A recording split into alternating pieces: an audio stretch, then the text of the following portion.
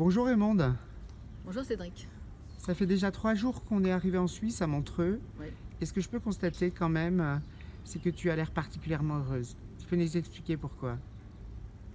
Toi Cédric, t'as l'art pour mettre la larme à l'œil. Ouais, je suis heureuse parce que j'ai grandi en Suisse il y a très très longtemps. Mon père s'est occupé de la station Morgins. Il avait importé des chalets finlandais et j'ai toujours cru que j'aimais les chalets parce que mon père avait fait cette station alors qu'en réalité le surdoué aime les chalets. Il aime le bois. Ah, il aime le bois, et pourquoi il aime le bois? C'est quoi la différence avec le béton? C'est ça, il aime les matières vivantes. On en a parlé Cédric. Le surdoué il aime les matières vivantes, il aime les matières avec lesquelles il va pouvoir se fondre et surtout s'énergétiser. D'accord, donc le surdoué est énergétique. Le surdoué n'est que énergie. D'accord. Et alors pourquoi tu es revenu en Suisse aujourd'hui?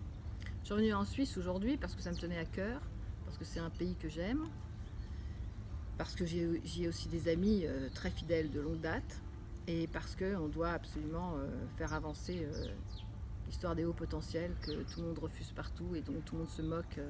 C'est pas qu'on s'en moque et qu'on s'en occupe pas, c'est qu'on s'en moque. Il y a une grosse moquerie sur la condition des surdoués qu'on appelle aujourd'hui hypersensibles pour noyer le poisson, donc moi j'ai pas envie de noyer le poisson. D'accord, et en Suisse du coup, tu as des projets? En Suisse, on est en train d'implanter une structure. En Suisse, contrairement en France, on a le droit de faire de la publicité pour les cliniques et les médecins. Il se trouve qu'un de mes très très bons amis, le docteur Had, qui a 5 cliniques sur Genève, et d'autres amis qui ont des implantations voilà, où on va pouvoir se permettre d'asseoir quelque chose de très structuré. Mais alors du coup, tu vas pas pouvoir être partout, du coup, tu as monté l'école, la Raymond Dazan Academy. Tu as formé beaucoup de psys. Est-ce que juste tu peux nous expliquer qu'est-ce qui différencie des psys que tu as formés des autres, hein, des autres qui sont effectivement sur le marché et qui contribuent a priori à aider les hauts potentiels dans leur fonctionnement? Le problème, c'est que j'ai tout de même écrit un livre qui s'appelle Vos gueules les psys, que j'ai écrit en 2003 et qui est toujours en vente sur fnac.com, dans lequel je raconte ce parcours de recherche, puisque je viens quand même de 30 années d'agoraphobie. C'est-à-dire que pendant 30 ans, à part quelques éclaircies, je n'ai pas pu passer la grille de mon jardin. Dieu merci, j'avais un jardin. J'ai cherché pour moi, j'ai déposé des thèses pour moi, tout le monde le sait, j'en ai parlé partout. Et c'est devenu un combat personnel. C'est devenu un combat personnel de ne plus accepter que quelqu'un se dise psychanalyste sans avoir, en recevant des patients, sans avoir la solution finale. Donc j'ai monté une académie. Tu peux interrompre hein, si tu veux. J'ai monté une académie et j'ai formé des gens de résultats. J'ai choisi ces personnes, j'ai fait des erreurs la dernière fois, je n'en ferai plus. Je veux des personnes qui se sentent soumises aux résultats. Aujourd'hui, on entend le terme HPE partout, et notamment certains psys s'accaparent le terme HPE, HPI, HPE d'ailleurs les deux. Et venant de l'académie, on a le sentiment que finalement ils comprennent pas quelle est l'origine finalement de ce mot. Tu as une remarque par rapport à ça, le fait de s'accaparer finalement des termes dont on ne connaît pas vraiment le sens profond et l'origine? Non, ils ont le droit de s'accaparer ce qu'ils veulent, puisque moi j'ai rendu public tous mes travaux, contrairement à certaines personnes qui peuvent les garder sans... Alors moi, il faut comprendre que moi d'abord je suis une vraie surdouée, donc ça veut dire que j'aime partager, j'aime donner, j'aime diffuser, mais au-delà de tout, j'aime enseigner, j'aime transmettre. Aujourd'hui, ce qui est important, c'est... alors, ce que je ne comprends pas, c'est pourquoi les psys ne m'appellent pas. Je suis quand même joignable. Pourquoi les psys ne me demandent pas? Et là, on se pose la question. Maintenant, est-ce que moi, ça m'intéresse de former des psys qui ne sont pas surdoués à cette méthode? Il faut comprendre, Cédric, on va faire comme si tu ne savais pas. Il faut comprendre une chose, c'est que le surdoué, il a une énergie. Donc, quand il va prendre quelqu'un en séance, la différence avec un psy lambda, on va les appeler comme ça, sans intention de nuire et sans aucune connotation péjorative, mais un psy lambda, il va pas vous apporter cette énergie. Or, les consultations sont faites uniquement pour les surdoués, vous aurez compris, parce qu'il y a cette énergie, il y a ce contact de l'âme, il y a cette symbiose qui est presque une symbiose avec l'âme, où vraiment on rentre dans l'autre, dans une certaine enveloppe énergétique, que les gens lambda n'ont pas cet accès. Voilà, c'est comme si... alors on peut parler d'autisme, puisque Moi, je vois pas trop la différence entre un HP et certains autistes. Alors, pourquoi l'autisme est reconnu? Pourquoi on ne veut pas reconnaître les HP? La différence, c'est que nous, on sait porter des masques et peut-être que l'autiste n'a plus les moyens de porter un masque. Donc, dans cette différence, dans cette nuance, on voit bien qu'on ne peut pas rentrer dans l'espace d'un autiste. Mais il faut comprendre qu'on ne peut pas non plus rentrer dans l'espace d'un HPI et on ne peut pas non plus rentrer dans l'espace d'un HPE. La différence, et c'est pour ça que ça vous embrouille, vous les normaux-pensants, et même vous, les surdoués qui êtes masqués, c'est ce masque. Ce sont tous ces masques qu'on porte en permanence. Là, je fais beaucoup d'efforts, c'est-à-dire je me mets en mode contrôle, parce que j'ai besoin que vous me compreniez, j'ai besoin de me faire entendre, et j'ai besoin surtout de passer des messages en disant ça suffit cette maltraitance et cette souffrance aux personnes différentes, mais à celle qui est ma cause à moi, celle qui est mon combat, ça suffit de maltraiter les HP. Le HP, par définition, il a très bien compris qu'il n'était pas accepté depuis petit. Donc maintenant, la seule solution qu'il a trouvée, c'est de se masquer, de se necroser, et finalement, quel est le HP qui va vous dire qu'en rentrant chez lui, après s'être masqué et tout, il est heureux? Quel est le HP qui va dire qu'après s'être masqué pendant des années, il est heureux, il a envie de vivre et tout va bien?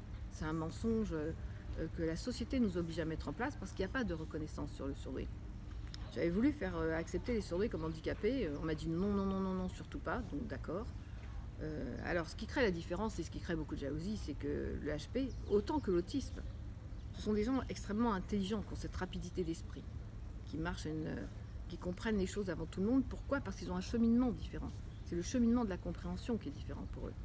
Et c'est ce qui fait qu'on nous attribue d'être arrogant et insupportable. Mais quand on est entre surdoués, tu vois bien la différence. Mais alors du coup, la question que je me pose, c'est finalement un haut potentiel, qu'il soit émotionnel ou intellectuel. Est-ce qu'au fond, est-ce qu'il est réellement adaptable à la société? Ouais, bien sûr que non, le surdoué n'est pas du tout adaptable. Le surdoué, il se suradapte. Comment il s'appelle, le docteur tu as reçu l'article là, du docteur Bronsky, je ne retiens pas les noms. Mais vous voyez qui c'est, Bronsky. Bon bref, à parler de désintégration positive. Moi, je ne vois pas la différence entre une désintégration positive, mais les HPI la voient, elles l'ont senti tout de suite, entre une désintégration positive et une non-intégration. Donc on va dire qu'il faut impérativement une désintégration positive pour le HPI, qui s'est masqué, qui s'est introduit, qui s'est infiltré dans une société qui ne lui voulait pas que du bien. Et le HPE, lui, n'a pas eu les codes pour pouvoir se masquer et pour pouvoir arriver à se suradapter. Le HPE ne peut pas se suradapter parce qu'il est dans cette émotion. Donc c'est trop visible. Et finalement, les codes de cette société que propose tout le monde dans les organisations sociales proposent un chemin, c'est-à-dire adaptez-vous. Vous êtes différent, mais vous pouvez devenir normal. C'est scandaleux. Entre guillemets. Je trouve ça scandaleux. C'est même pas la peine que je termine. C'est vrai que je trouve ça scandaleux. C'est comme demander à quelqu'un qui n'a pas de jambes de marcher, de quelqu'un qui n'a pas de jambes de marcher. C'est scandaleux. C'est scandaleux. Il faut qu'on accepte aujourd'hui qu'il y a des fonctionnements psychologiques et que certaines personnes ne peuvent pas y avoir accès parce qu'ils ne savent pas, parce qu'ils ne comprennent pas. Et qu'on arrête de vouloir faire marcher quelqu'un qui a C'est cette image me vient cette image, comme souvent, du canard tout seul dans une basse-cour avec un plus grand nombre de poules qui d'un seul coup, effectivement, il voudrait être une poule parce qu'il fait partie du plus grand nombre, sauf qu'effectivement, tout le monde lui dit que c'est qu'un canard, mais lui, il ne le voit pas. Et c'est ça le haut potentiel dans un groupe et une organisation sociale. Mais ça me rappelle une histoire. Attends, excuse-moi, je te coupe, Cédric. C'est exactement ça. Pardon, tu veux continuer? Non. C'est-à-dire, entre nous, on se comprend tellement vite. Oui, c'est ça. J'avais une voisine à l'époque qui sortait avec un Africain qui était noir, pour reprendre Muriel Robin. Et elle, c'était une petite blonde très blanche. Et ils avaient une petite fille de 6 ans, enfin 4-5 ans, je ne me souviens plus quel âge j'avais, qui était toute noire et qui n'avait jamais été en Afrique. Et à l'époque, il n'y avait pas... tous ces circuits, ces frontières ouvertes comme maintenant où on voit tout, on sait tout et on est tout cet échange culturel. Et en fait, la petite fille noire, elle est partie en Afrique. Elle m'a dit, tu sais, Raymond, tu vas en Afrique et tout, machin. Et quand elle est revenue, j'ai dit, alors, comment c'était? T'as vu ta nani, papy, tout le monde? Elle me dit, tu sais quoi? Ils sont tous noirs. Et en fait, tant qu'elle regardait des blancs, elle ne voyait pas qu'elle était noire. Et quand elle a vu ses semblables, c'est ça que je veux dire. Là, elle s'est reconnue. C'est un peu ça l'histoire des surdoués. Et si on revient du coup sur ton parcours, donc l'Académie RH, donc c'est une école qui forme les psychanalystes dus au potentiel, tout en étant eux-mêmes au potentiel. C'est quoi le sens de cette école? Pourquoi avoir monté cette école il y a quelques années, il y a si peu de temps finalement? J'ai monté cette école parce que on n'enseigne pas un HP comme on enseigne un MP, c'est-à-dire un normopensant. Les différences, elles sont fondamentales, elles sont difficiles à exprimer, elles sont difficiles à expliquer. On a une pensée qui est plus courte de compréhension, un cheminement, une logique différente qui nous permet d'absorber ce qui est essentiel et non pas le cheminement de cet essentiel.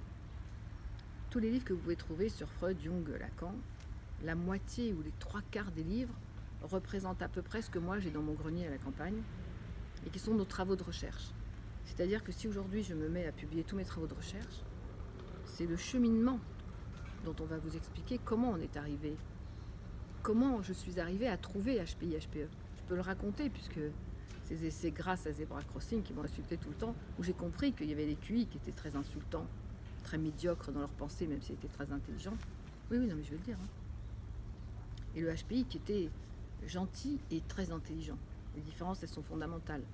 Le QI, il va passer par une route mathématique, voilà, classique.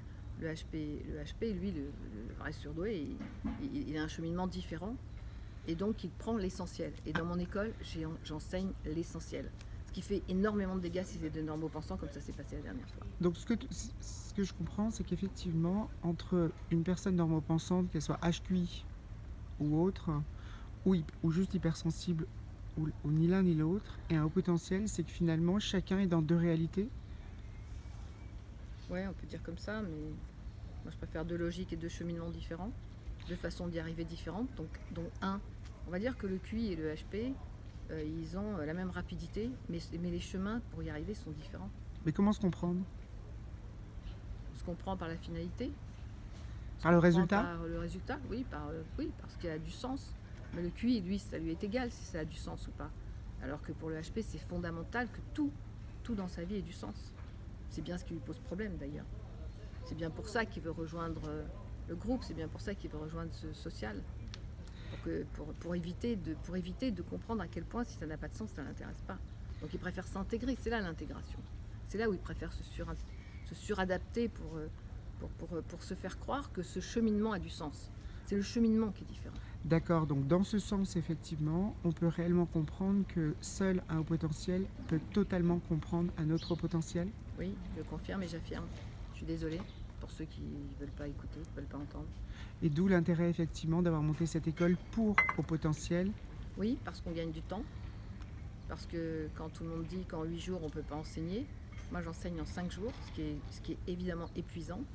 On a une façon d'enseigner, de se connecter avec le surdoué. Mais tout le monde va rigoler, mais rigolez autant que vous pouvez. Est-ce qu'on peut dire aussi que finalement une séance de psychanalyse comme toi tu l'enseignes, moi je la pratique, c'est juste de dire qu'une séance équivaut à 2 voire 3 mois ou 4 mois oui, avec un psy classique? Oui, quand j'ai exercé au début, mon ami Philippe Lefebvre, qui était un journaliste qui était assez connu, que j'aime beaucoup, que je ne revois pas parce que voilà, la vie nous a un peu des chemins différents, mais peu importe. En tout cas, Philippe Lefebvre m'avait apporté une cassette à l'époque de Silvio Fanti, qui était un psychiatre. Et sans le savoir, évidemment, je pense que c'est ça. Je pense que c'est ça l'intelligence collective des surdoués. C'est que chacun va trouver les mêmes choses sur un temps différent. Et en fait, Silvio Fanti était probablement un surdoué, psychiatre. En même temps, c'est un petit peu difficile de psychiatrer surdoué parce que pour des raisons, bref. Et en fait, Silvio Fanti avait compris et faisait 3 heures de consultation en disant que 3 heures de consultation n'étaient absolument pas 3 consultations. À l'époque, c'était 30 minutes de consultation avec Lacan et 45 minutes avec Freud. Donc, il avait compris que c'était pas 6 consultations, mais que ça faisait avancer les personnes sur 7, 8, 9 consultations. Alors, pourquoi, Cédric? Tout simplement parce qu'il y a une association d'idées. Quand mes consoeurs, Jeanne Sofasson, parlent de pensée en arborescence, non, c'est pas une pensée en arborescence, c'est association d'idées multiples. Donc, dans cette association d'idées, si vous avez quelqu'un qui vous parle et qui associe tout de suite son histoire avec d'autres histoires, d'autres événements, si vous le coupez, vous le mettez dans la frustration. Or, le surdoué ne passe pas par la case frustration. Le surdoué n'est pas un frustré. Donc, vous allez le mettre dans une frustration qui est un nouvel élément pour lui, qui ne va pas comprendre et qui va juste bah, juste lui couper la patte sur laquelle déjà il n'arrive pas à marcher. Voilà. Et du coup, avec tout ça, tout ce que tu viens de nous dire, c'est quoi ta vision finalement du haut potentiel demain? Comment est-ce qu'il va pouvoir se vivre? Est-ce qu'il sera toujours finalement non compris? Est-ce que vraiment les choses vont avancer?